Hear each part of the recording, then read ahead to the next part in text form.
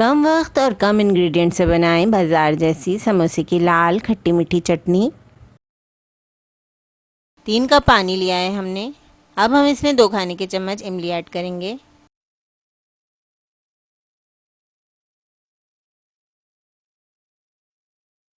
एक कप चीनी ऐड करेंगे और 10 से 15 मिनट के लिए मीडियम लो फ्लेम पर पकाएंगे। अब इमली के बीज अलग हो गए हैं। अब हम चूल्हा बंद करके इसको छान लेंगे। अब इमली और चीनी के पानी को लो फ्लेम पर दोबारा पकाएंगे।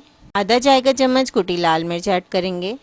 1/4 चाय का चम्मच नमक ऐड करेंगे। ऑरेंज फूड कलर डालेंगे। हमने 1 खाने के चम्मच कॉर्नफ्लोर को थोड़े से पानी में मिक्स करके रखा है। अब हम कॉर्नफ्लोर ऐड करेंगे और 2 से 3 मिनट मज़ीद पकाएंगे। मज़ेदार ओरिजिनल समोसा चटनी तैयार है।